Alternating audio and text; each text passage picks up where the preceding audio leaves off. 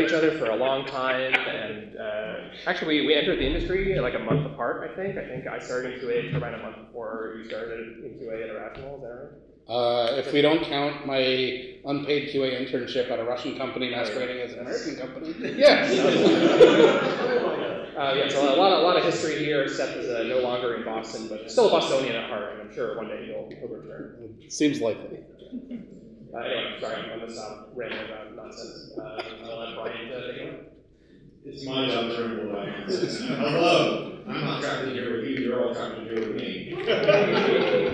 My name is Bryant. I'm the senior editor at GameDeveloper.com. We still run into this problem, so I'll finally just say it here. We used to be called Gamma Sutra. We changed the name. It was a bad name. I don't care what you guys say. You can still say it's a good name. I'm like, we gotta move on. Anyway, I'm so excited here tonight to talk with you and talk with Seth about the making of Pacific Drive. If you somehow don't know about Pacific Drive, that's okay. It is a really cool, spooky driving game where you hop in your old junker of a car, take it out onto the zone, face off with some weird stuff, and then come back to base over and over again, and so on and so on. So to get things started here, Seth, how you doing? Who are you? What's your job there anyway? Hi, I'm Seth Rosen. I'm the game director at Ironwood Studios, and I was the lead designer on Pacific Drive as well. I've been making video games for a minute now. As Chris mentioned, I got my start here in Boston at Irrational, working in QA, moved into design there, working on Elizabeth, the companion character on Bioshock Infinite. From there, did a little bit of system design on the DLC before managing to jump ship before it sank. I landed at Clay Entertainment, where I worked on various Don't Starve things for a couple of years. I was one of two designers on Reign of Giants expansion, and then the project lead on Don't Starve Together for the first years of its development, seeing it through initial release, and getting it to parity with the base game. From there, went to Hangar 13, where I was the principal living world designer on Mafia 3, basically taking what I'd learned and figured out on Elizabeth and applying it to a whole city. Then helped them refactor some of the systems that we shipped that game with and sent them on to hopefully better pastures, although I think that project has been canceled. Shh. Not my fault, I swear. Then started up a company with Chris. We got some prototype funding. Didn't manage to find full funding, so I started consulting a little bit and moved to New York to teach at NYU. And it was as I was teaching and consulting that I got linked up with Ironwood, initially just as sort of a consultant, giving them a little bit of advice on some of their systems and structure. And once we got funding, brought me on full time as the lead designer, and then became the game director. So that is the sort of relatively brief version of who I am and how I came to be standing here today. Now, before we go any further, I was told that on your way here, on your cross-country journey to Boston, you actually had kind of a Pacific Drive messenger yourself. You were finding anomalies on the road. In fact, so I had a flat tire before I even got on the road, so that was a nice lead into the whole thing. That's what the ceiling kit is for. Exactly. And then when I got to Texas, there was some strange anomaly in the sky, and then we dodged some tornado warnings and hail warnings after replacing my cracked windshield that morning. Also ceiling kit, yep. And then managed to get away from the tornadoes and the hail. This was after a couple days after we had a wind squall driving down through Colorado, and we saw like 4 or 5 overturned trucks that had been blown over. That was pretty scary. So it was a real Pacific Drive experience. This is karma for the run I had where I had all this stuff and all your anomalies that came up and lost everything. I can't be held accountable. It's random. All right. Now, no silly questions. All right, Seth, when we were setting up for this, you said you really couldn't answer any questions about new platforms for Pacific Drive. I just have to ask, when does it come to the Nintendo Wii? Yeah.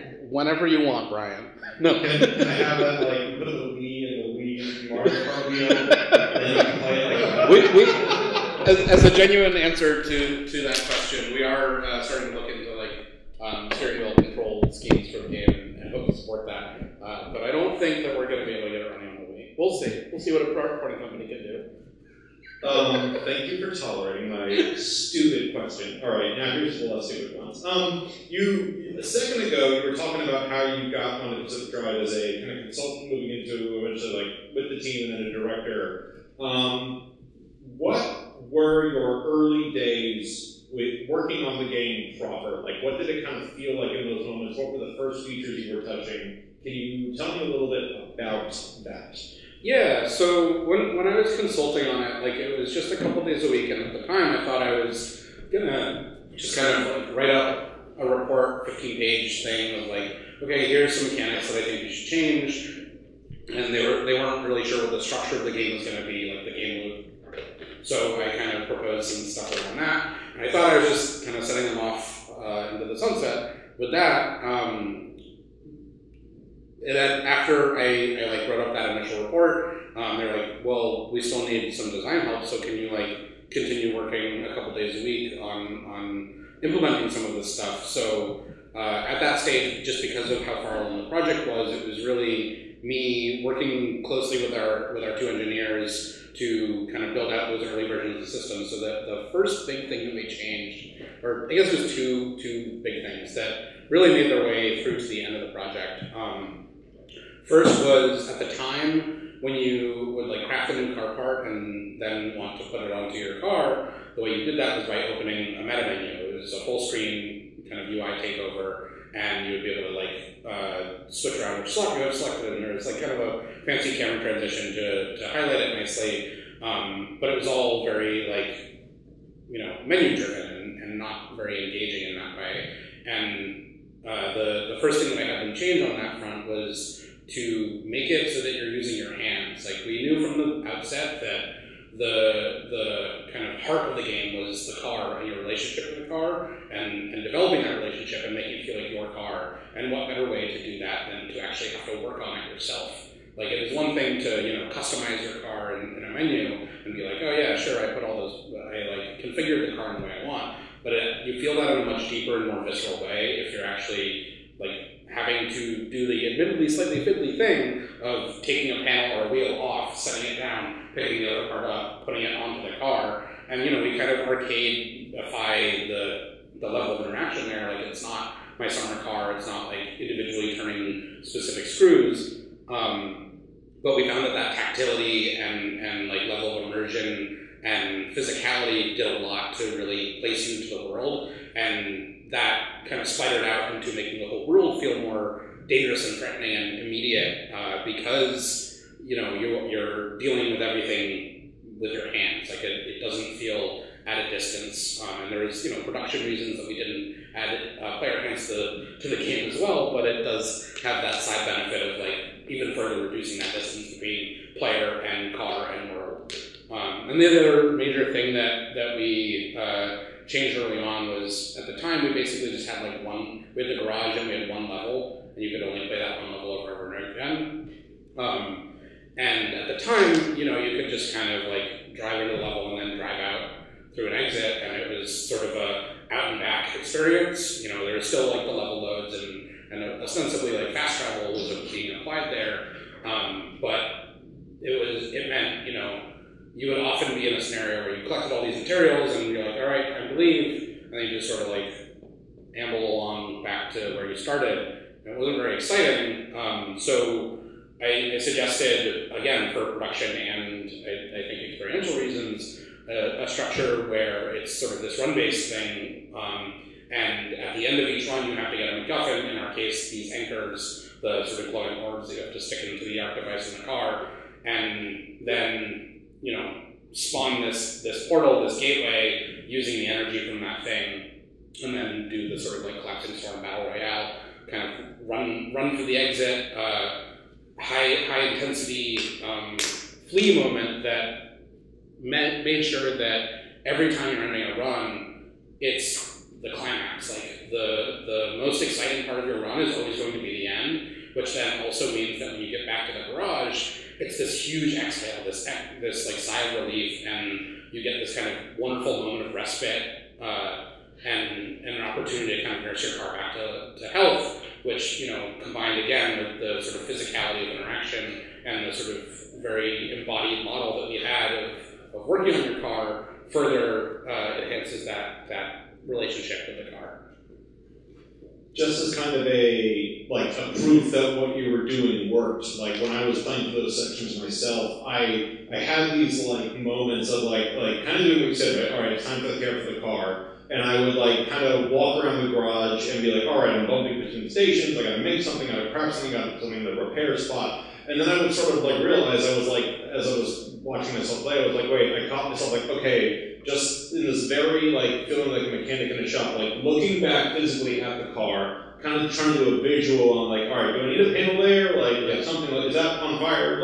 And then looking back to what I was doing, and then you guys have the monitor up, that shows it, and then it turned into a cycle where I could kind of anchor my movement, looking around that monitor that's by the garage door. For those who may not know the game, is one of the first things in the shop is a monitor that shows your car's damage status and your health, power, fuel, so it's right there to help you quickly get up. And that sensation of walking around and physically, like you said, getting fiddly with it, I was this is the most interested I've ever been in. I feel like a mechanic in a shop, and it's the first time I've ever enjoyed that experience in the game. So yeah, I mean, it was something where friction is so important to gameplay experiences in general.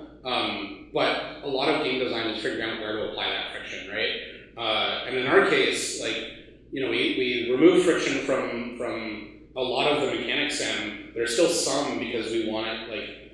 Any survival game is ultimately about time management, so things have to take time. So there's still some amount of time investment there and some sort of fiddliness, but we wanted it to allow you to again, remove the distance between imagining what it is to be a mechanic and actually getting to do that in the game. In many games, it's very much about fulfilling a fantasy, but for Pacific Drive, we wanted to make that mechanic fantasy, zone mechanic was one of our pillars, something that really anyone could approach and experience as long as you know some basic things about a car. You don't need to actually know how an engine works, and you can see where there's damage, where there's a missing panel. That's all physically represented on the car. And then in addition, we have somewhat inscrutable, but once you get your head around them, I think pretty intuitive UIs that are very diegetic and in the world to help you kind of feel like you're in that place and doing that thing, and you're not playing a video game, you're in that garage. Kind of talking about the experience of stepping into the director role in the game. If you go to GameDeveloper.com, obligatory self-plug, you'll find a few interviews that I've had with Ironwood founder Alex Draycott. Really great dude, just really really great to talk to him about these various topics. One thing I really enjoyed talking about was that, to him, as he was starting up his own company, this was a passion project born from his upbringing in the Olympic Peninsula, the Pacific Northwest, Washington State, and I was struck by the fact that he had this key vision for it. He was, in game dev terms, the vision holder, the stakeholder, whatever other corporate word you can pull up, and yet he handed off game direction to you, and I thought, what's it kind of like to come in on a project where someone else has this very personal, creative connection relationship to it? So I guess, what was that like as you sort of started figuring out how to work together? I mean, candidly, it was a challenge for a long time. There were moments on the project where there's a little bit of not necessarily power struggle, but just uncertainty for the team about should we listen to Dad 1 or Dad 2? And we're an indie company. We're about 18 at this point, which at the point in development when we were kind of struggling with who's directing what, we were even smaller than that. So there's this very natural desire to be directly involved in lots and lots of the game, but pretty quickly it was becoming clear that the game was just too big for either of us to have our fingers in every pie. So I think it was in about a year ago, approximately, that he made me formally into the game director. And at that point, we talked about okay, what does this actually mean in terms of split of responsibilities and everything like that. And the way that I sort of thought about it and pitched it to him was you're still the vision holder, to use your word. You're the creative director still. Everything about the overall experience and like the atmosphere, because he's a tech artist by trade, so that's a very important piece of context. Atmosphere and the world and the narrative and just like the overall experience, whether it's delivering on all these pillars that we'd outlined, that's your responsibility to make sure that we're kind of staying on the path.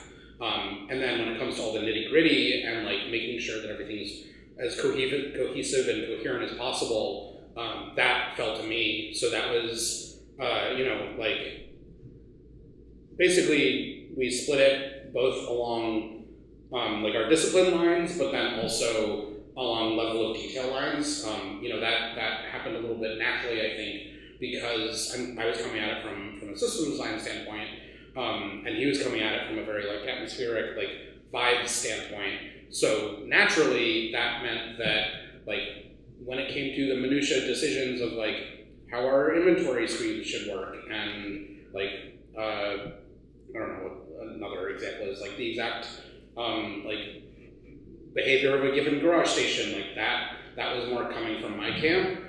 He'd weigh in on sort of like the sort of style of tech and like the sort of kit bash nature of a lot of the items in the game.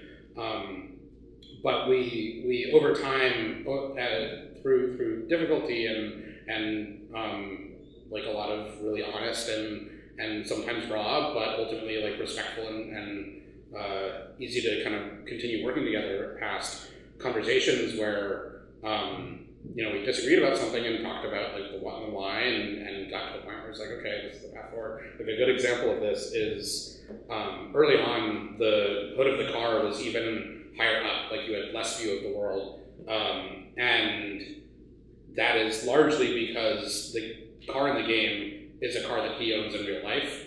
And it's really important to him that we like really hit the vibe of that car and match it as much as we legally could.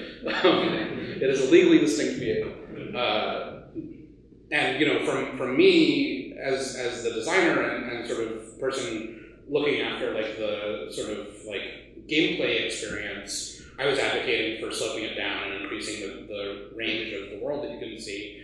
And we probably argued about this for hours and hours, like something stupid like the slope of a hood.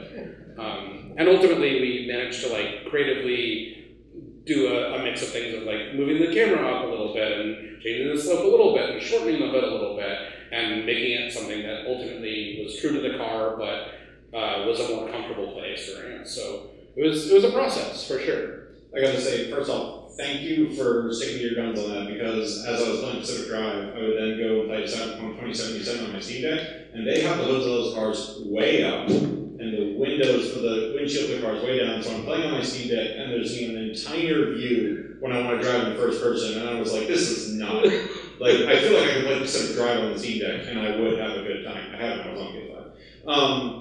I also need to crack another joke of like, oh, I don't know if this car was a Subaru, but I guess you guys would have had the chance to make it a Subaru. I have no response to that. You kind of spun into something that I've been interested in as we learn, as a game development community evolve as a profession, evolve as a creative craft, and have also learn from as more stories about how people work together in different companies. We get to share those experiences with the world in different ways, right? And I sort of want to follow up on what you said in your conversations with Alex, which is, what do you think worked right about when you were navigating arguments and disagreements? Because I've personally been in workspaces where arguments and disagreements can be very toxic, very frustrating, and it's a challenge for anyone to work through, right? When both parties are coming at it from good faith. So I guess how did you guys sort of keep it in a space where you could speak honestly, but also treat each other well, I guess? I mean, hand up, I think there were points where the team, like other members besides Alex and I, were uncomfortable and were really struggling with the dynamic between us. But I think like the act of making me a director so that like just title-wise, we were kind of peers helped a lot, just in terms of that optics of like, okay, there's not like a steering from the back thing going on. Like these are just two people that are like hashing out the particulars of what this thing needs to be, and they're coming at it from different perspectives. but there was definitely difficulty within that. Like, I'm not going to sit here and say like, oh yeah, like we had some secret sauce where we just like respected each other. It was great. Like, that's not really the case. I mean, we did respect each other. That was not the part that I'm saying was not the case. But I think that was like the thing that between he and I allowed us to carry through was just like this being secure in the knowledge that whenever our tempers may flare and our frustrations may kind of build, ultimately, like, we're not passing judgment on the other. We're just trying to advocate for the best thing for the game, and we are coming at that from different perspectives and have different conclusions, but ultimately, like, it is in service of the product. And that was the thing that allowed us to, like, sort of let it roll off our back, like, and move on to kind of the next topic and move forward in a productive way. Yeah, something I've heard from peers, especially coming back, I moved here from Los Angeles in 22 and do a lot of like devs of LA area students, but that was like, there's been a culture at sometimes of game dev where like brutal honesty about features, about how things are going is sort of prioritized because it's sort of like there's sort of an attitude of like, you've got to be as honest as possible, you've got to call out what's wrong, but it's, you know, it can, in what I've heard about it, it's very like, wow, like, it almost sometimes seems like trying to pull out the flaws in something is easier than trying to like work towards a solution. So I guess like having been through studio after studio, like what do you think? Have you encountered that? Do you think there's a better way to balance it? Oh, absolutely, again and again, and you know, like that's like I'm not going to say that I've been perfect on it, and it's certainly something that like, you know, we've mentored members of our team on, of like how to kind of give effective feedback and that sort of thing. I think the biggest thing for me is like try to always place it on yourself, like say this is like the experience that I had and the way that it made me feel and the things that like didn't click for me, and kind of place the experience internally, like within yourself, rather than on the nature of the thing that is on screen, and through that, hopefully, you know, you're able to sort of depersonalize it a little bit and say like, hey, like, I think this isn't quite working, rather than this is bad. Like you're not passing judgment on the thing. You're talking about the results that it's creating. That is a very good answer. Kind of still navigating through how people work together, but thankfully, hopefully, we're, you know, driving up out of the valley of slightly heavier questions. I have not gotten asked this question before. So I know you also wound up having to take on a production role like at a certain point. So the question is like, what does an average sprint look like working on Pacific Drive? Oh boy, that has really varied based on where we're at in the project. Not least in that moment when I took over. So context there is that our sole producer was pregnant and had a 3-month early baby. She's fine, the baby's fine, and very cute. Give that baby the car. She deserves it. So suddenly overnight, you know, with a 3-month early baby, like this wasn't something we were really planning for. We were planning for a shift in responsibilities 3 months from that. So I got to figure out how to be a producer on the fly. And in those, especially like first 4 weeks of that, we also had, I think, like 7 deliverables over the span of that time. Because at the time we were anticipating shipping in November. And this was at the end of July. So it was getting pretty spicy pretty fast. And I was just doing everything I could to kind of keep folks moving in a positive direction, or a productive direction anyway. To zoom out and answer your question in the way you probably meant it, early on, a sprint for us was not necessarily something we were like using as a useful unit of work. It was more just a way to chunk things up within a milestone. So, you know, we had our milestones and we kind of marked out like what features and systems and pieces of content needed to be in place for that milestone, and then we just sort of worked back from there. You know, we grew the team a lot during development, so there were certainly a bunch of instances where, you know, we weren't able to like install healthy and appropriate production practices that included the people who are going to be doing the work.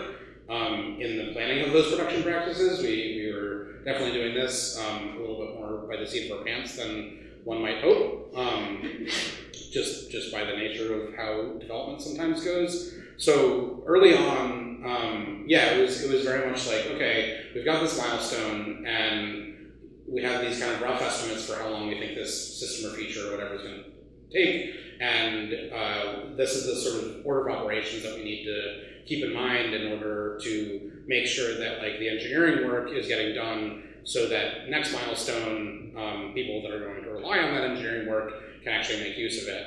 And then the 2-week sprints was just like a way to kind of block things out of like, okay, we're going to have a check-in at the end of every 2 weeks where we're looking back over the last 2 weeks and talking about what went well, what didn't go well, giving people kudos and sort of expressing appreciation for our coworkers. But yeah, we were working in a much more milestone approach early on, and then from the point where I took over out of necessity as producer, it was, like I mentioned, very like scrappy and just like, okay, my only priority is to make sure that people have enough work to stay busy until I can figure out what their next work is. And at that point in the project also, we managed to secure an extension with our publisher quite quickly, so that took a lot of the pressure off, but there was still a general experience of being in burn down mode for months and months and months. And that meant that, we were mostly just working out of our backlog at that point and pulling individual tasks and bugs into these sprints and asking people to estimate how much time in half days they thought it would take them to get through that stuff, and doing our best to kind of right size the work that we're asking, and doing constant reprioritization on the backlog so that we had confidence that we were working on the most urgent and important stuff that was going to have the highest value to the game at all times. Because no game is ever done, it just gets released. Talking about like the act of game direction, which I think as an industry we're all wonderfully still trying to figure out, right? Like we're not in a place where a director is this locked in defined thing that only supervises certain goals, as you might see in other industries. And hearing about how you and Alex split the work was really cool. Something I understand both from the projects I've worked on and speaking to other developers is I sort of understand the relationships that directors will have with sort of the content side, but I guess especially when you're coming from a systems side when you're trying to figure out exactly what the content of the game is, what does game direction look like when you're interacting with the engineering team, with the tech teams? I remember speaking to, I'm forgetting your tech artist's name, he's a very wonderful someone. Carl, maybe? Anyway, we'll go look it up on GameDeveloper.com later. But because he told me about the great system you guys had for like figuring out how to procedurally generate, terrain in the space. That would have been Carl, yes. Yes, Carl's great. But yeah, like, what's it like directing the engineering team versus your content team? I guess. You'll probably get a different answer if you ask them, but. I studied computer science, so I know a little bit about it, and I also know enough to know what I don't know, which is how I ended up being a designer. I said this is hard. Designers, they know what they don't know. Sometimes. A lot of it was, in this case, me coming in, having worked on several titles that had a lot of individual similarities to the experience we were building. Like I worked on BioShock Infinite and had some exposure to sort of immersive sim approaches and architectures through that, and I worked on Don't Starve, which obviously has the survival and crafting aspects that Pacific Drive has, but also has some procedural generation going on. And then Mafia 3 also actually has some procedural generation in terms of how the city is populated. So it was in this instance a case where I had a lot of expertise in the specific things that we were needing to build. So I was able to write pretty robust specs for the different systems that we needed. But that was another challenging thing because we didn't really have like a director level person on the tech side. So there was some definite tension there between like the engineers not always feeling like they had enough of a voice in terms of determining how this stuff was going, and me from my sort of experienced position being like, well, I know that these things will work to build this thing, and we don't have time to explore because we kind of went right from prototyping into full production. And I had a pretty clear understanding from the outset as well of like just how big a game it was that we were making. I mean, we scoped down in a whole bunch of ways, and inevitably like scoped up in some ways too, as naturally happens. But with a survival crafting game, like you just need a certain amount of content, which meant that we needed to generally approach the way that we were offering things in a certain way, and needed systems and tools to support that. So there was like certainly some back and forth in terms of like me laying out what I thought we would need and how we should go about it, and then using their technical expertise to sort of come back with like, okay, like tell me more about this aspect, or like what if this was more flexible? And I was like, yeah, great, I would love for it to be more flexible. So it's not like it was all handed down from on high, but there was definitely an aspect that we navigated there in terms of like me coming in as the first person who like wasn't an acquaintance of anyone on the team, and coming in with like armed with all of these specs of like, here's the dialogue system we need, and the procedural spawning system we need, and how our like run-based system, like the node graph, the sort of routing system, the damage system, et cetera, and you know, there being some tension of like, well, wait, we don't get to like experiment and figure out how to make this thing, because like that's the fun part of game development a lot of the time is the figuring it out. So I think like there was some challenges along the way of just like not getting to feel excited about things because I was handing a lot of solutions to them, and I don't think that was good direction. Like that, I wouldn't repeat that. I think it was what was necessary for the type and size of game that we were making, but going forward, it's something that I definitely want to adjust. Yeah, that's, I both appreciate your candor on that answer and on other topics. I think to start drifting towards more about like features and content in Pacific Drive, it's a really cool game in general because it is I think we sort of, you and I talked back and forth about this, it's a driving game, but it's not like any other driving game out there, and therefore it's a game I actually want to play versus most other driving games. But that means you're playing around, even though you know how some of the systems are going to work, you are still like trying to sort of make something that is an assembly of things that already exist, but you are still trying to make a unique standout game with a new pitch for players to hide the fact that it's all familiar. So I guess, what was it kind of like with you and your colleagues trying to conceptualize like things that would be new, things that would feel new, I guess? Like this is a broad question, but I guess like how do you try and navigate that and find like fixed points to latch onto?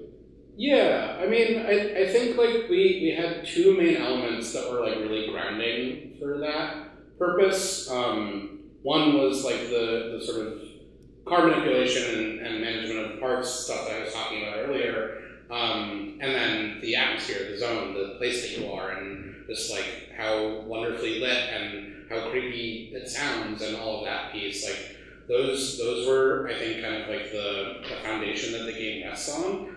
And you know, there's other systems and aspects of the game that layer into that. Obviously, like it's not just those things kind of in isolation.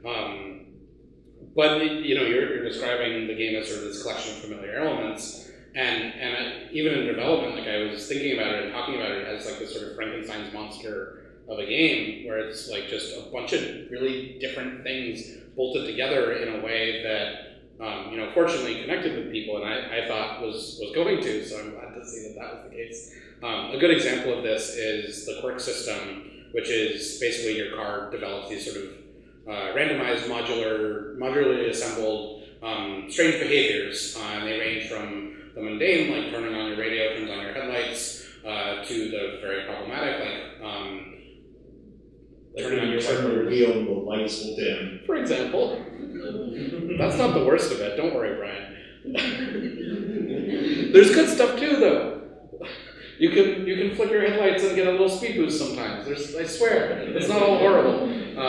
Anyways, there's a UI in the game where you can kind of diagnose these things, and then that allows you to remove them if you so choose using a little bit of resources. And I lifted that pretty directly, the like sort of sentence building UI, pretty directly from Return of the Obra Dinn, which surprises a lot of people for a survival crafting immersive sim run-based game, that we would be looking at things like that for things that I think really tie the experience together, especially as it relates to like developing their relationship with the car. Sorry, I'm getting a little sidetracked. So I think like we had a really good foundation of like the environment and the atmosphere and the sort of tactility of the whole experience, and just like how thoroughly we committed and how deeply we committed to immersion, and like as many like limiting meta UI as much as possible, putting as much UI diegetically into the world as much as we could. And then, you know, it is very much a game that is like relying on literacy from players. If you are someone who is sitting down to play Pacific Drive and you've never played a video game in the modern age, you're probably going to be pretty darn overwhelmed. But if you've played a little bit of survival games, if you've played a battle royale, if you've played a driving game, if you've played an immersive sim, like you'll kind of like the hairs will stand up on your neck a little bit, like, I recognize this, and it just sort of like assembles into a thing that I think unfolds in a pretty natural way. And you know, a lot of this is also, again, coming from the atmosphere and the commitment to immersion and the tactility and sense of embodiment that we really pursued, because those things allow you to sort of like develop the muscle memory and develop your rituals, and at some point, like some of this stuff that feels really overwhelming initially melts away, and you get to a point where you're just like, oh wait, what if I put the fuel can on the ground? Can I fill it up with the gas? Yeah, that does work. And by just saying yes to the player in as many ways as possible, I think a lot of the sort of patchwork aspects of how the game it fits together in terms of where these different elements and systems come from kind of drifts to the background to a large degree. You took a sidetrack to talk about the perk system, and now I need to yank the car back there, because I actually literally had questions down here about the perk system. Sure. Which I just, I described like one of my least favorite interactions with it, but it's actually one of my favorite systems in the game, because it does bring this kind of like car talk energy to it. We're here in Boston, where Cambridge is the home of one of my favorite NPR shows, and repeat that. Clicking Clack. Clicking Clack, with my brothers, yes. And the perk system embodies this sense of like, what the hell is wrong with my car? That I think we've all of us who owned a car have felt at one point or another. Especially if you've owned a PT Cruiser that would just overheat, no one could diagnose it. I don't know who would be like that though. What's the line between interesting and annoying when it comes to quirks? Because I've already in the options menu. Well, there you have it. No, I mean, like, in seriousness, like, that was something that we anticipated would be, like, just really frustrating for certain players, and it would turn them off. So that and many, many other things, we were really deliberate about making sure that there were a lot of kind of, I heard someone describe it as, like, house rules style options in the settings menu, where you can, like, turn off particular aspects of the game that you're finding particularly overwhelming or frustrating or whatever. So that's the sort of cop-out answer, but the actual answer is that Kai, the designer who is in charge of implementing that basically entire system and all the content for it, came up with a really clever little thing of like every so the way that quirks are assembled is that there's like each thing is a part, a behavior that part can exhibit that acts as a condition, and then a part and a behavior that can be activated on that part as a result. And each of those combos have a few different like values authored on them that I think there's like 2 or 3, you'll forgive me. One was obscurity, like how hard it is to notice in the first place. Like for example, a quirk where your headlights go dim when your battery is full is going to be really hard to notice, because if your headlights are on, your battery is almost definitely not full. And then the other is pain, like how painful it is when you turn and your lights go off. That's pretty painful. And every part of your run is at nighttime. So the system, as it's rolling the different parts to give to your car, it's evaluating all those numbers and also like querying what's already on your car's soul, which is where these things get applied. That's it. On your car's what? Sorry. Soul. We're going to come back to that. There's an item in the game called Car Soul. So that's where the quirks live, and it's like looking at kind of where the player's at in terms of level of obscurity and level of pain that they're currently dealing with, and then we kind of like back off or go harder based on that. So there's like some smarts in the system to sort of modulate how annoying and overwhelming it gets. What we didn't really get to, and sometimes can get really out of control, is the capacity for these things to chain.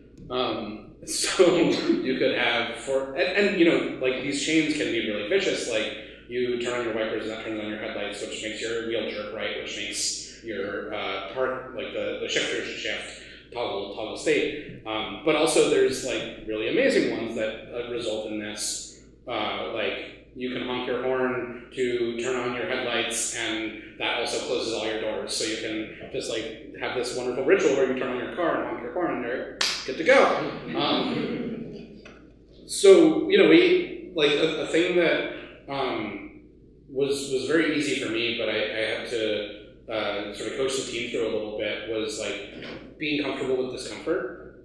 Pacific Drive is not a friendly experience. It is sort of capricious in various ways. It is very unforgiving. Like if there's a lot of things in the game where like if you want to make that mistake, we're going to let you. We sand off a lot of rough edges in terms of like guessing what the player wants to do. But if you are committed to doing a thing, we will let you do it. And that kind of carries over to the quirk system in terms of like, it's actually good if the car is annoying sometimes, because then the relief you get from removing that aspect of the car is like really, really like satisfying and like further connects you to your car. And then when that same quirk comes back later, you're like, oh my god, not this again. And it really develops a sense of personality. Like say it's when you turn the wheel and the lights. Yeah, just arbitrarily that could happen. I swear, like I don't know what it was, but like that one just kept coming back. So that there are also aspects of the system that like make certain quirks recur. Again, to give that sense of like personality. It's not just like a collection of random things that happens to your car, but like a car can have a persistent problem that sometimes just goes away of its own volition. Sometimes you have to fix it yourself, and like that's part of its character too. Just like real cars. Exactly. I want to ask about the soul, but I do have to ask, when something interesting about the very UI you described for solving quirks is kind of like if-then logic that you let the player play with.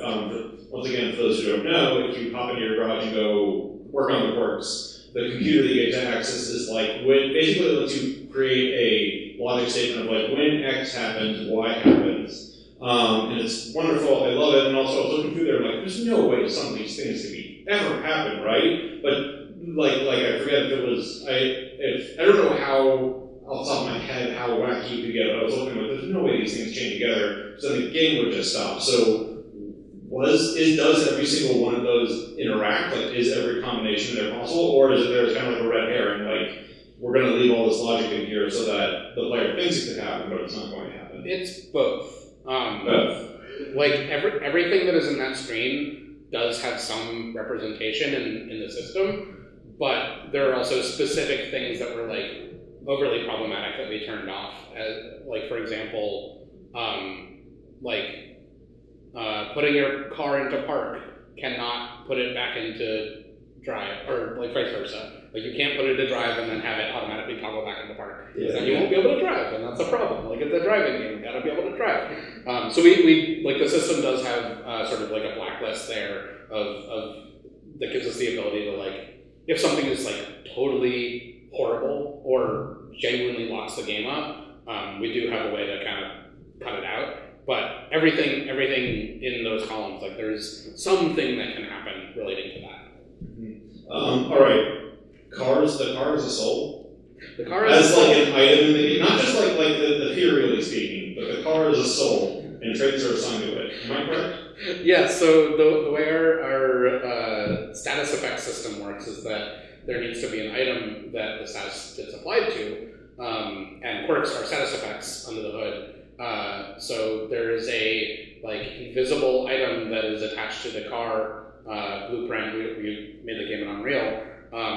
That is called IA Car Soul, item archetype Car Soul, and it is the home of things like the quirks, but also like how many miles has the car in total driven? Because a wheel is not going to last the whole game. So if we want to have stats about like what's the total distance that you drove with your car, that has to live on the Car Soul. So it's kind of our like central repository for all things car. And you didn't think what you were doing when you said this car has a soul? I mean, you tell me. You played the game. You think it has a soul? You have it. Yeah, it has a soul, right? Yeah, I think that's great. I guess, like you said, it's a blueprint. So when the player is driving around, is there like a little invisible item like that is physically attached to the car, or is this all under the hood? Under the hood. Under the hood. Not literally. Under the proverbial hood. Yeah, let's kind of again climbing out toward the specific back into the broader. I did read an article on Polygon.com written by someone in this room that said you really hate survival games. I sure do. Why? What did they do to you? Which family member did they kill? Did you work on one? Yeah, 2 actually. 2. I mean, the short answer is that I just find them terribly boring. I don't have a lot of patience for the grind, and Pacific Drive certainly has some, but we tried to like tamp it down as much as we reasonably could, while still kind of making it true to the genre and making it like the I mentioned before, like survival games, like the main resource is time, and I'll dive back into that in a moment. But you need to have some amount of resource collection mandatory in order to craft like the thing that will fix your current problem. Otherwise, that problem is not a problem. You just fix it immediately and you move on with your life. So much of Pacific Drive and survival games in general is about being in a difficult position and finding a way out of it. So, the short answer is that I just find them really boring. And then the slightly deeper answer is I've been thinking a bunch about this in the wake of release, the sort of classifications of survival games. And, it should start by saying when we talk about survival games, usually what we're actually talking about is crafting games that have some element of time pressure. And why I want to reframe it in that sense is that survival games are bullshit. All the items and everything that you're collecting and things your games are beautiful. It's all smoke and mirrors. The only actual resource is time. A survival game at its core is a time management game. There's all the different meters that you're managing and different time pressures, whether it's a collapsing storm or a hunger meter or a thirst meter or an oxygen meter. But ultimately, it's about managing risk and exposure. And in order to have that be interesting, you need to disrupt the player's plans in some way. Sorry, I'm going to sidetrack. Going back to the idea of time is the only resource. I've been kind of thinking about this classification of survival games. They're on a spectrum, with one end being what I'm calling tree puncher, and on the other end I'm calling tree hugger. And what I mean by that is a tree puncher is a game where your entire relationship to the world is extractive. Everything is a thing for you to kill or harvest. And in the majority case, those types of experiences are ultimately about building a monument, building a giant base, and having some sprawling farm or whatever, and getting to this kind of stability point. And that's the thing that is enticing to players in those experiences. Tree huggers are games where the world is an ecology, and you are merely there. It is not sort of player-focused. And so much of those experiences is about kind of figuring out how you fit into that ecology and seeing something new and poking with a stick, seeing a tree that looks weird and being like, I'm going to touch it, I'm going to give it a hug, see what happens. And I find those kinds of experiences much more interesting. Like, we've been drawing some comparisons to Outer Wilds in our coverage, which was kind of surprising to me, but in hindsight makes a lot of sense because it's that same sort of discovery process. It's a knowledge building experience where you're becoming more and more familiar with the game and learning how to better use your time in the game through that, rather than just sort of like fighting against some meter and managing that. Like, Don't Starve is an example that I think hews closer to the tree hugger end of the spectrum in that, like, yeah, there's meters that you have to cure and all that, but the rate that they're ticking down in general in that game is quite slow. Like, it is almost never actually hunger that kills you in Don't Starve. That name for that game is kind of a brilliant bait and switch, I think, because it gets you thinking about food as like this really urgent thing that you need, when actually what you need to be doing is like making sure you're not chopping down too many trees or pissing off a merman or whatever it is.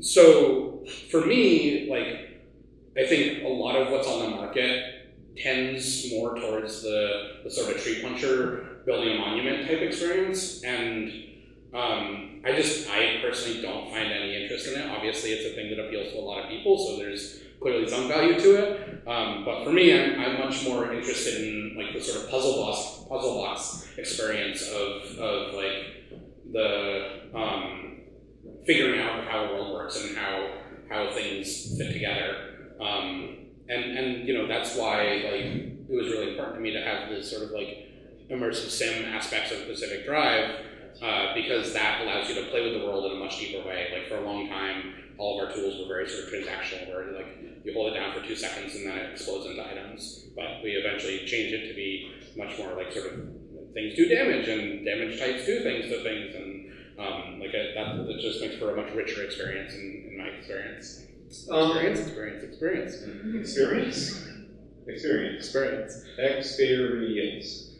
Experience, because, anyway. Okay, both when you were speaking with Polygon and in some emails you and I shot back and forth, you talked about something which I think is really like, it summarizes why I actually found also the tree puncher games, which is the plateau stability. Could you talk about that concept and sort of why you think the designers should keep it in mind, whether they want to achieve it or avoid it at all costs? Yeah. So the plateau stability is a phrase that I came up with when I was working on the Random Dice expansion for Don't Starve. We were talking about like, okay, like Don't Starve is a pretty complete game at this point. We just finished 6 months of free content updates for the game, so we've added a whole bunch of stuff. Like, what are the weak points of the game at this point? And for players that are still playing, the 2 weak points were every time you start the game, it's the damn same. There's no interest because you just go through the motions of get your axe, start prepping for winter, blah, blah, blah. And then once you get past your first winter, you've survived that cycle, and there's not going to be any new threats at that point. And by that point, you probably have enough winter gear, and you also know that winter is coming, and you probably have a pretty reasonable base. So you just hit this point where there's no active threat, and the only way that you're realistically going to lose that is if you lose that run is if you overextend in some way. So with Reign of Giants, we added 2 new seasons and randomly start you in spring or fall. So you have to sort of use some context clues to figure out, like, okay, what season am I in? And therefore, what do I need to be preparing for next? It doesn't massively change what the early game is, but there's just like a little bit of variation there. And then also by adding 2 new seasons, we doubled the time before you can reach that plateau of stability, because there's always going to be something new that is coming. So it went from a 35-day cycle, in-game days, to a 70-day cycle before you start reaching the point where there's nothing new that you're going to be encountering. And I forget if you actually said it. Which game was this? For Don't Starve, Reign of Giants. Got it. Yeah, I think you said Reign of Giants. Yeah. Thank you for stepping in on that. So as far as like designing for or against this, I think unless you are making something that is like fully procedural in some aspect, which that terrifies me. Good luck to you if you're doing that. I think you're going to hit it at some point. And at that level, like either you want to be leaning into that and saying, okay, like this game is actually about hitting stability. And like I think automation games, like factory games, are kind of more in this vein, where there's not really instability so much as efficiency. And like you kind of hit that plateau of stability basically immediately. Like you almost immediately stop having to manually harvest stuff and kind of engage in it in that way. You get to that stable point where like the game is playing itself to an extent quite quickly. But as far as staving it off, I think the main thing to be thinking about there is doing everything under your power to keep things from becoming familiar. So in Pacific Drive, some examples of things we did here, we have particular nodes on the overworld map where it's always the same level, but then all the other ones are randomly selected from a reasonably large pool, and then for each level, over time, you're inevitably going to see the same level over and over again and become familiar with its contours. But every level has at least 2 entrance and exit points, and every time you load in, we randomly pick one to spawn you at and randomly pick one to have you exit through. So you end up kind of crisscrossing it in these different directions to kind of extend the surface area of the game. We're also, our level designer did something clever that I didn't even realize he was doing, Kendall, where he would sculpt a terrain and then like place a road network down in it, and then duplicate that map and rip out the road network and place different roads in it. So again, you might see familiar terrain, but it has a slightly different pathway through it, or at least like paved pathway through it. We also randomly rotate the mini-map in your passenger seat. So north is different every time. I thought so. I thought so.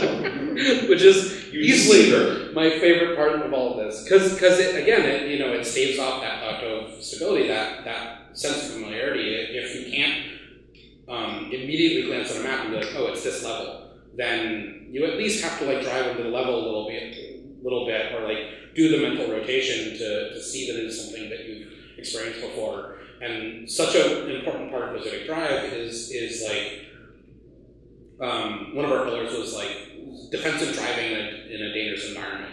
We want you really playing through the windshield, not playing the map. And we don't want you relying on accrued knowledge and familiarity. We want you to be always kind of on your toes, as it were, and sort of seeing what threats are in front of you and making sure that your plans are constantly changing and you don't ever get to that kind of point where you can kind of, except when we want you to, because there are chill moments. You never get to that point where it's like, well, I know everything that's coming for me.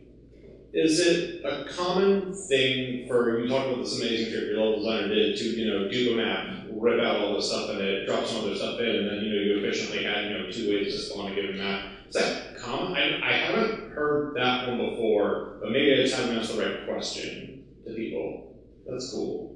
I mean, we are sort of a weird game with how our levels are authored in general, because we have a authored space that is procedurally populated. I feel like more often a game will go full bore on procedural levels and stuff, or at least like very layered randomness levels, and that was actually a principle that I'd taken from Derek Hughes' work on Spelunky. Darius Kazemi wrote this amazing write-up about the Spelunky level generator, and then Derek goes into it in his Lost Fight book as well. Really recommend both of those if you've not seen them. And basically the whole approach is like, a room, a Spelunky level is like a 4x4 grid of rooms. There's a bunch of different sort of archetypes of rooms in terms of what shapes they have, which exits they have, and then within those rooms, like there's certain blocks that are 100% of the time there's certain blocks that are percentage chance to be there, and then there's also certain blocks that are actually like a route to place a 2x3 randomized chunk, and by approaching it in this sort of layered randomness way, you get a lot more bang for your buck out of making some authored content. So back to your question, I don't know of people that have done that for like 3D games necessarily. Like the thing that I was just describing with the Splunky is arguably that same approach of like, okay, we're going to dupe this room and like twist a few blocks around. It's just a much simpler layout. Yeah, well, first off, congrats to, I forget the level designer thing, but congrats to them for cooking up something so cool. And second off, that's so cool, and I just like, it sparks joy in me, if you will. Yeah. So for the room now, I've had a wonderful hour here or so with Seth for myself. I've got a few more questions for him, but I wanted to tee up for if anyone here has questions. In a few moments, I will begin wandering around and making life hard for these fine camera folks. To hand you the microphone and ask your questions. So my next question for Seth before I do that though is, and by the way, that's just a prep thing, is if you have questions, start thinking them up so I can just walk on up to you. I love asking developers about other works of art that inspire them, and you gave me a super cool list, very long. And there are so many I could ask about, but I have to ask about the one that really resonates with me, which is, you say the Red Wall books by Bryant, R.I.P., really inspire you. So talk to me, what do you draw from them as a thing that helps you in your work? Yeah, I mean, so quick funny background story here. We, at my elementary school, we had a bunch of these books in the library, and I must have been in like first or second grade. No, it must have been like second or third grade. I was like learning to read in first grade. Anyways, I found Martin the Warrior on the shelf and I said, this book looks so damn cool. I want to read it so bad. And multiple times I brought it up to the front desk to be like, let me check it out. And they're like, no, you're not ready for this. And I was like, what? Like, the cool mouse has a sword, are you kidding? Anyways, eventually I got to read them. As far as like my design sensibilities, I think those books, there are a couple things that I really love. One is just how much time he spends on the minutia of the world, like the feasts are the thing that really stick out in my mind, of like taking a world building concept of like, okay, what if all these woodland creatures were alive and like lived in these castles and cooked meals and fought with each other, etc. Like, what does that actually mean for like what a victory feast looks like? And kind of following that thread and pulling on it and being kind of maximalist about it even. And that extends also to like the just like thoroughness of like inclusion of different species and everything like that. Like it's just such a wonderful exercise in like really deep, thoughtful world building. And it showed to me that like it doesn't need to be like some extravagant world. Like there's mundane things that if you just like really manifest them, can be really, really engaging too. We have to be careful because if I go off on the side for too long, you and I will just spend the next hour talking about how I feel at Red Ball. So I'll just say that scones in real life I've never tasted as good as how you describe them tasting in the books. I still love scones. All right, it's questions time. Raise some hands. We've got someone in the front row. Here you go. Hello. So one thing that you talked about earlier was how the options menu provides the player the ability to modify the game. And this is a conversation we've had within our team recently. Just how do you choose what sort of agency or control you give to players, either for accessibility or for just ease of use or play, to where you draw the line for saying we're not going to let the player be the art director, we're not going to let the player be the creator of the game. Like, how do you decide what sort of extra accessible controls or options you have for games? Yeah, that's an interesting question. I mean, some of it is just simple production realities, right? Like the things that we expose to the user in the settings menu are things that are like really, really easy to tweak and implement. Like it's a single number under the hood that is exposed to the slider, and there's some translation stuff or whatever.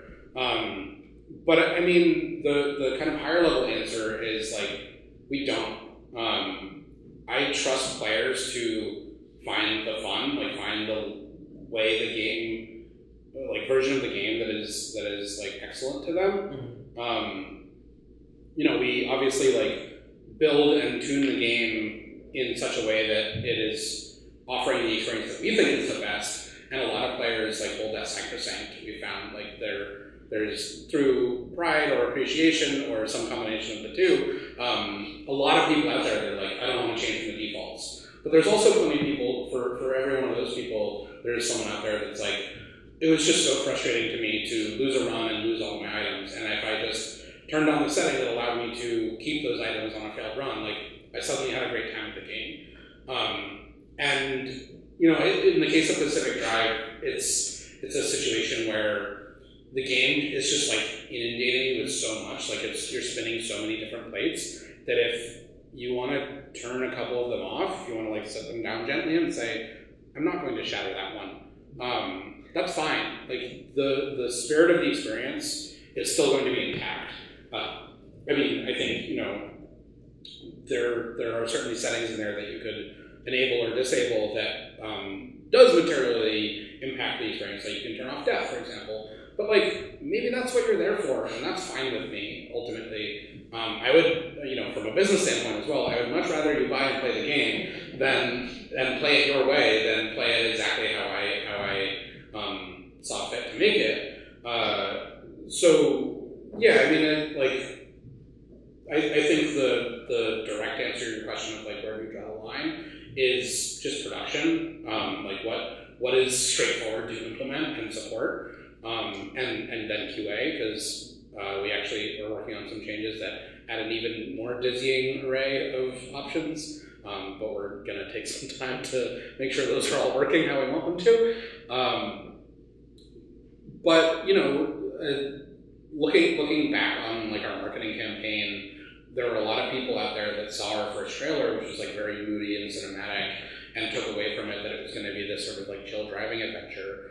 And that's not what Pacific Drive is. It's super not that game. But if that's the experience that you're looking for, there's not really another game out there, to my knowledge, that like offers that in the setting, like with the like nostalgia sort of retro futurism, cassette futurism aesthetics that we have. So if you want to turn off damage and turn off player death and just like go for a cruise and sometimes get ganked around by anomaly, but mostly have a pretty or relatively relaxed time, like be my guest. And again, like because we don't allow you to just like turn off all anomalies, because for production reasons, like that was too high scope to like insert that level of control into our spawning system. You're still going to have a Pacific Drive experience, even if you turn off damage and everything like that. Let's see some hands. We got hands. Here's a wonderful hand. Hi, I want to go in depth a little on something that I have not finished Pacific Drive, which means I don't know if there is a finished Pacific Drive, but my question is about finishing. So you said survival games are a lot about ritual. Mastering that ritual can be satisfying. You can find stability in that ritual. But then the question is, like you said, with the punchers, like do you let it fizzle out on the plateau, or do you end it? And if you do, how do you do that well? Because I've definitely seen games where they're like, well, then you just have to commit to the last mission and go into it, and we're going to surprise you with new things, and that can be really frustrating when a game does that. I've seen Darkest Dungeon, XCOM, FTL, all these games do that. So is there a better way? Were you able to find a good way with Pacific Drive? Or alternatively, did you say, oh, no, we don't end the game, that you two are? We did not find a better way. We do end the game, but we also don't. There's an end to the narrative, there's an end to the story, but it ends in such a way that allows you to kind of keep playing and keep doing runs and keep exploring, unlocking and building car parts. We certainly have gotten complaints that the ending is underwhelming to people, or like because of the way that it ends that allows people to continue playing, it's sort of unsatisfying in that regard. We also certainly have gotten feedback about especially as you get later into the game, and if you haven't quite figured out especially how the highways work, which are like our kind of shortcuts on the overworld map, some of those runs can be like really, really long and quite challenging, especially once you get to the deep zone, the third kind of like set of biomes. And it can get really frustrating if you like meet some nasty new thing and it ends your run and then you lose all those items. And you know, we do have some similarities to like the Souls games in terms of like how punishing we're willing to be. You know, there's ways that you can pick yourself back up by visiting the friendly dumpster or going on sort of a corpse run. But I think to kind of circle back and answer your question, no, we did not solve it. I think there was a level at which we were just like, look, either you're really enjoying these mechanics and you want to keep playing, and you're not going to care that it doesn't kind of keep ratcheting up, and you do reach this relative stability. I mean, we designed Pacific Drive in such a way that, like, you know, you still have to engage in the ritual of repairing a car to a large degree. Like, there are garage stations that expedite it to quite a significant extent, but you never really stop playing Pacific Drive in that way. And as far as like ending a survival experience well, but I don't know. Let me know if you figured it out. Alright, give some hands. Alright, the player, we're going to get as many as we can, so just keep raising them. I will get to you, but I'm just to stretch my own legs. I'm going to go all the way to the back, up here. This is my own Pacific Drive. Here you go.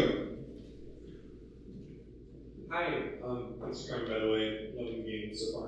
Thanks so much. But my question was directed towards something you mentioned earlier, scoping up and scoping down throughout development. And when I heard that your team was 18 people as well, I was like, wow, it was less than that for lots of development. I imagine you actually do a lot of that. Was there a feature or a set of features that either you started as one thing and morphed into something completely different in a very positive way, or maybe features that you really liked but just didn't quite work for the vision of the game, either of those kinds of things that you ran into? Yeah, I should briefly clarify that 18 is how big we are now. We had a few contractors that were on the project that wrapped up, and then we're also working with some like outsourcing partners, like a Shell in the Pit did all of our audio. They absolutely smashed it. And we're continuing to work with them, but it is hard for me to count how many people from their side were involved. And then we also had a couple programmers from Streamline in Malaysia working on implementing all of our UI. So probably all told, we're like, I would guess like 30 people at peak, but still quite a small team for the game that we put together. As far as things that we've gotten, so just, sorry, now that I've offered that caveat, your question was about like a thing that sort of shifted in a surprising but successful direction, and then a thing that we like had to cut, but I'm lamenting. Yes. So for the first one, our player tools, all the like harvest tools, the scrapper and the impact hammer and everything like that, for a long time in development, were very transactional. Like, it was a canned animation, and after 2 seconds of holding down the button, the thing would pop and give you the items. And around last summer, I'd been like thinking about it for a while, and I was like, folks, it's like gonna open up the game in such significant ways if we kind of double down on this being an immersive sim and rebuild all of those interactions so that these things do damage to the environment. And then things, when they die, they drop items. And you know, we had conversations about it, and there was some consternation among the team about whether we could responsibly do that. And you know, that was fair. It's especially given this was like June, and we were due to ship in November at that point. So not an unreasonable perspective, but I was pretty adamant that it was going to like really make the game click together. And I think, you know, the results you see on screen bear that out. So I went through the process of like talking to our like audio team and be like, all right, like, what's our minimum viable product here? Like, what would this actually do in terms of incurring work for you folks? And then I just spent a weekend prototyping it and said like, hey, play it. Like, hit. A rule that we were trying to institute more and more going forward is like controller in hand, game on screen is game. We I think had a habit of talking too much about things sometimes in development, when we could just like go and try it and see if it's good. And this was an instance where I went and tried it and it was good. And because everything is sort of this like elemental damage system, it opened up all of these cool other interactions of like, oh, like if you're in a pinch, and you don't have a scrapper, you can just ram your car into another car and get some items out of it. Or you can like use an explosive to open a locked trunk or something like that. Like all these little extra interactions and bits of depth and intrigue opened up by pursuing that. As far as things that we cut like several missions that maybe would have fleshed out the narrative experience a little bit more, but we at no point had a mission designer. Our level designer did a lot of the initial implementation, and then the sort of like bulletproofing and finesse bits were generally a collaboration between myself and the tech art team. The straightforward answer there is like we had aspirations of additional narrative beats, and like within that we also planned on having like at least one set piece map per biome, and I think we functionally shipped with like 2, and the last one is sort of a would-be set piece map. We wanted to have these like high bar, like impressive things where you see something on the vista and it's like, oh my god, what is that? Let me go explore it. And with a team of 30, that just wasn't terribly viable. But I think we're still figuring out what it is that we're going to pursue post-ship, but making good on some of those things. Like we had an idea for a facility biome that was like all kind of like larger government structures and driving through a more kind of urban type environment that I think would have been really cool and like really delivered on that feeling of like, hey, Arta's been here and they've built some crazy infrastructure and now you're kind of driving through the ghost town that is left of it.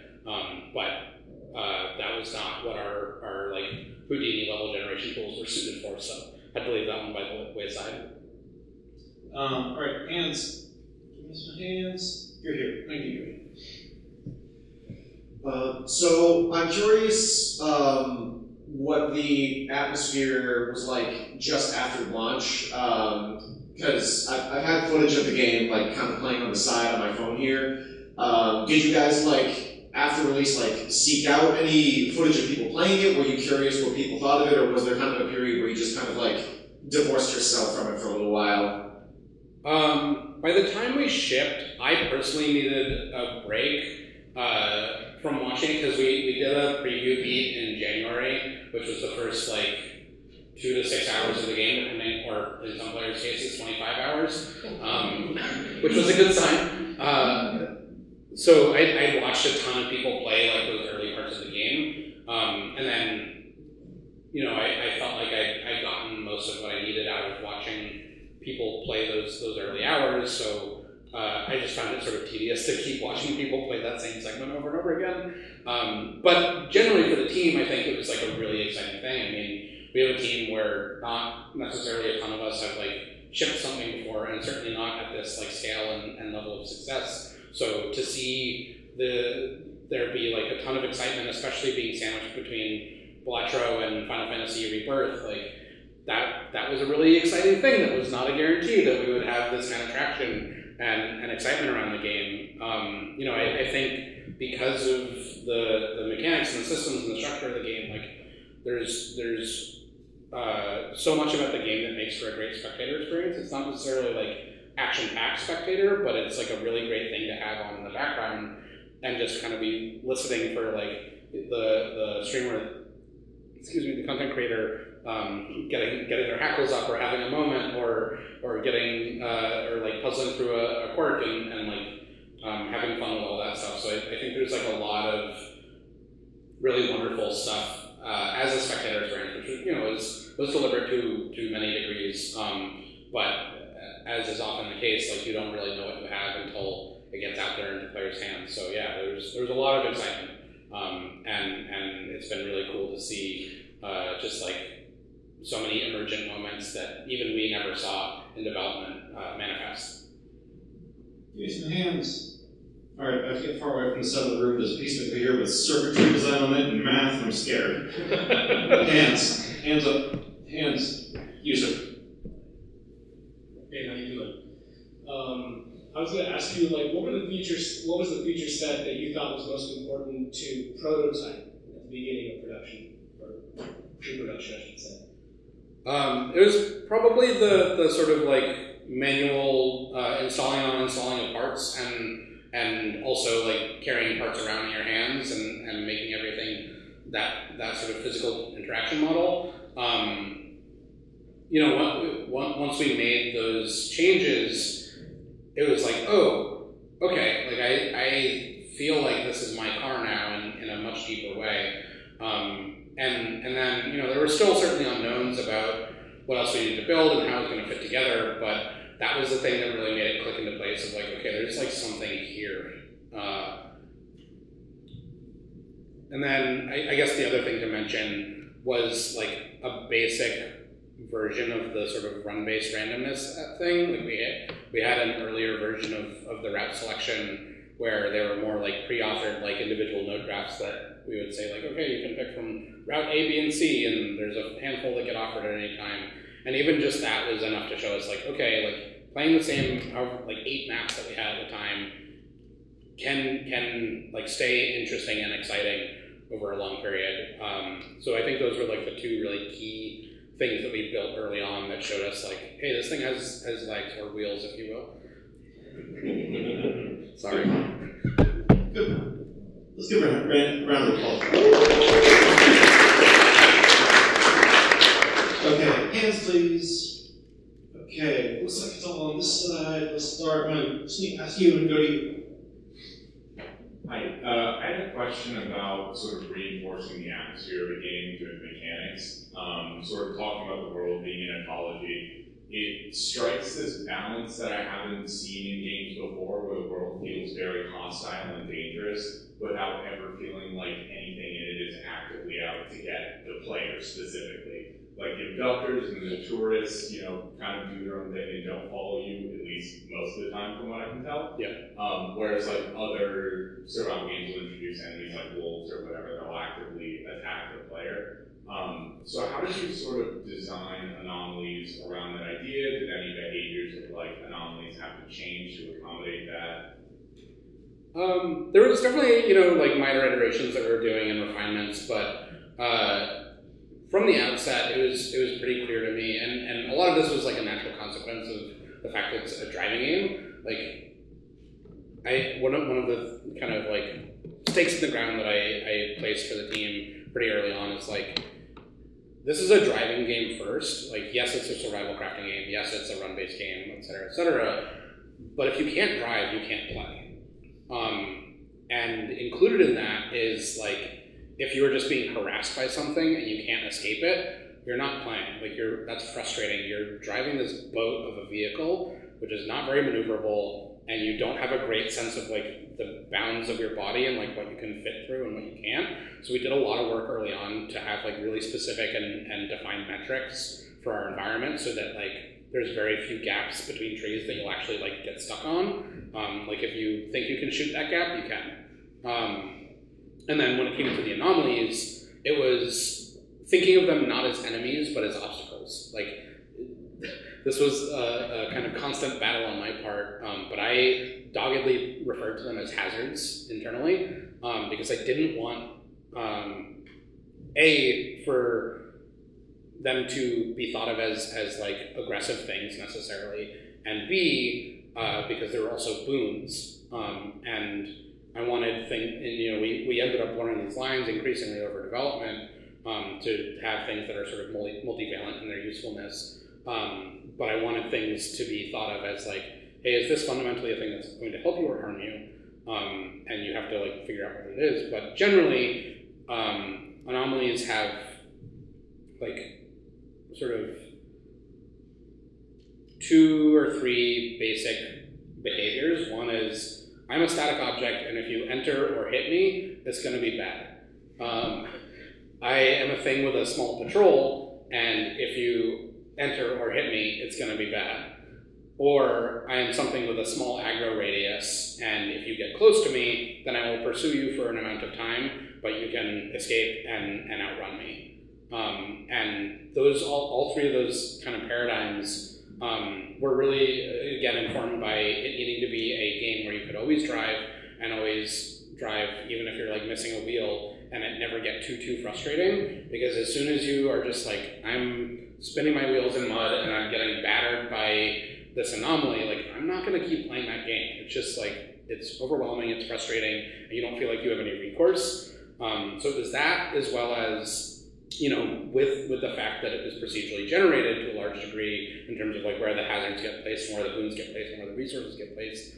That meant that we needed to design things that were like really sort of atomic in their behaviors, both in terms of like making them easy to deal with for the player, because we don't know in what specific density they are going to appear in, though we do have controls in our spawning system for that. But we also don't know what they're going to appear next to. So each thing has to have a pretty straightforward behavior that then also makes it easier for it to kind of multiplicatively combine with whatever other elements might be around it. I am also a thing with a small aggro radius. Questions, hands? One more. One more? That's a lot of pressure. I would do two more. Two more. Remember Bryant? So how do you balance between the game being like the small quirks, being like, and also like towards reading up on you, like how do you balance between like things being like annoying versus things being just like challenging enough for the player to keep them intrigued? Yeah, so I mean that connects quite closely with the previous question and answer, honestly. Like, by and large, if you leave the things in the zone alone, they will leave you alone. So there's an aspect here of like, anytime you're getting into trouble, it's your fault. So by like placing that in the player's hands, it means like they don't feel like we are necessarily like being overbearing in how much we're like attacking them. A lot of the damage that gets done to your car and to you is because you made a decision that it is worth it to go near that thing or go through that thing, or there are like enough other things going on that you're like, I just gotta book it out of here, and I'm going through that small tree and gonna take some chip damage in the process. And I think players kind of intuitively like realize and recognize and feel that, and it ends up in a scenario where, you know, when someone loses a run, obviously there's exceptions, but generally, they don't feel like we like betrayed their trust. They feel like, oh, I didn't prepare enough. I didn't have the right equipment. I didn't stop and repair when I had a quiet moment. And so it is on me to do better next time. And because things aren't generally aggressive, like the tourists, you know, they will kind of like warp around a little bit sometimes, but they never like actually fully just like jump on your car and explode it. Like, they'll box you in and like make your life a living hell, but you always have some recourse. Like, you can always like back up from it, or take a tool out or a flare out and you know, clear out the area in some way. So yeah, I think like giving player agency and making things non-aggressive is like a really big piece of that. You said one more? One more. All right. Before we do that, Seth, if other people really want to get their questions out, yeah, how do they get to you? I will hang out here for a few minutes afterwards, and then I think we're gonna head over to a bar. Flat Top Johnny's. Yeah, Flat Top Johnny's. So I'll be there hanging out, having a couple drinks, getting some food if you want to chat there, and then I also am on the internet. I'm in the Boston Game Dev Slack. You can reach out to me there. I saw that Pacific Drive was in the game club for this month. I sneakily peeked in beforehand, but maybe I'll announce myself after this, and if folks want to continue asking questions there, and then like Twitter, Blue Sky, and all that, I can at some point write up my handle, and you can reach out to me there. That's So my question is for as the game director, when you're looking at the bits of the game, like you mentioned, with changing the tools to be damage based versus just transactional, how do you evaluate which bits of the game need the most attention at any given time? Because I'm sure there's an endless pile of stuff, like you mentioned, that you always want to make better. How do you like to evaluate and then decide, like, okay, these are the highest of high priorities, let's focus on these? I mean, a lot of it is like instinct and watching playtests, which is a sort of unsatisfying answer, but the process answer that I can give to that is we defined creative pillars, and those were kind of like single phrase statements about like some aspect of the game, and we stack ranked them all. And I think we actually didn't quite hit the stack ranking correctly, but we sort of were dynamically evaluating that in general. So an example of like the tools thing, like that kind of fits in with like the zone mechanic aspect of our pillars, and like being able to like touch the world and interact with the world and sort of make use of the zone in order to be a mechanic and to survive. And because that was near the stack rank, like top of the stack ranking, it's like, okay, well, this thing that is in service of that thing that's above all these other things, like, yeah, we should spend our time on that. There's a really great talk that Zach McClendon gave at NIU's practice conference a few years back called The Yard Sale, or The Big Board. I can dig up a link and drop it in the Slack at some point. But he kind of goes into a slightly more involved version of that process where they basically do that stack rank, like identification and stack ranking process for everything in the game, and it just does this amazing job of like clarifying everything and understanding the hierarchy of kind of what is contributing to the overall game experience. And by doing it collaboratively as a group, it also means that everyone's kind of aligned and on the same page of like, okay, like what's important to this experience, what makes it fit together and click together. Better to stack rank game features than people. All right, that's all the time we have right now. Seth, you said you're on Twitter and Blue Sky. What are those handles? Is there a chalk somewhere? Yes. All right, he's going to write those handles. For my part, I have been Bryant Francis, senior editor at GameDeveloper.com. My Twitter account exists, but I'm not really there anymore. So if you want to check in with me afterwards, you can find me on LinkedIn or on Blue Sky at rbrianfrancis.bsky.social. At some point I'll get that better set up. And for the rest of it, thank you so much to Chris and the rest of the Boston Indies organizers for having me, for having Seth. I feel really grateful. Thank you all for having me in your community. I sort of had some of my questions earlier for Seth were about the fact that I think making games is one of the coolest things we can do, and I really love the fact that this community is here to help people make games and hopefully help people make games in a way where we treat each other with kindness, respect, and creativity. So, Seth, thank you for your candor, and that's all I've got for tonight. Thank you.